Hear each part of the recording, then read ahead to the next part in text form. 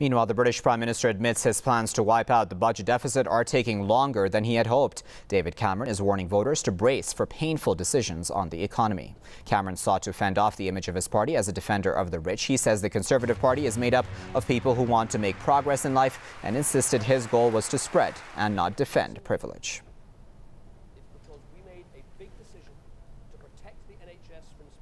Of course, I can't tell you that all is well. Now, I know that you are asking whether our plan is working. And here's the truth. The damage was worse than we thought, and it's taking longer than we hoped. Well, the Prime Minister was speaking at the annual Conservative Party conference. He said the damage to the economy is worse than anticipated and that it is taking the economy much longer to recover. It has been a difficult year for Cameron, with critics in his own party raising questions about his style of leadership and whether he has what it takes to win full control of Britain's parliament. That's something he failed to achieve in 2010, resulting in a coalition government. Well, to discuss that a bit further, we're now joined by Mr. Paolo Raffone, who is the Secretary General of the CIPI Foundation, who's joining us now via Skype from Brussels. Sir, thanks a lot for joining us. And I wanted to ask you about these plans that David Cameron speaks of. What can you tell us about the quality of those plans in tackling this budget deficit of the United Kingdom? Well, I believe that Mr. Cameron has little choice but to start telling the truth to his population. The economy of the UK was mostly a financial-based economy, and with the crisis in the financial system, the UK has been hit like any other nation in Europe and in North America.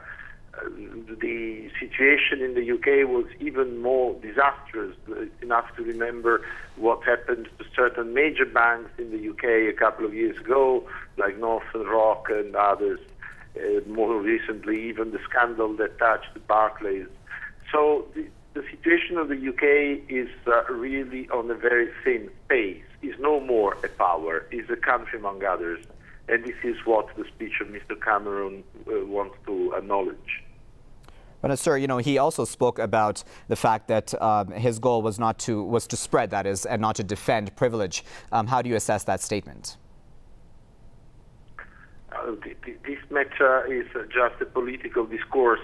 The thing is that in order to maintain social peace in the UK, he has to appease the lower classes, telling them that he's cutting on privileges, but in fact he's cutting on social benefits. So I do not see how he can avoid a social reaction in the coming months, if not weeks. Right, so then when you look towards the future of the UK, then do you see this budget deficit in fact getting worse? Yes, there is difficulty for the UK to recover because it doesn't have its own proper economy running. It's a financial place, and if the rest of the economy in the European area is collapsing, it's impossible for the UK to survive. It will follow suit. So also the position that the British government is developing about Europe is completely inconsistent. All right, we'll have to leave it there for now. That's Mr. Paolo Raffone, Secretary General of the CIPI Foundation, speaking to us live from Brussels. Sir, we do appreciate your insight here on Press TV.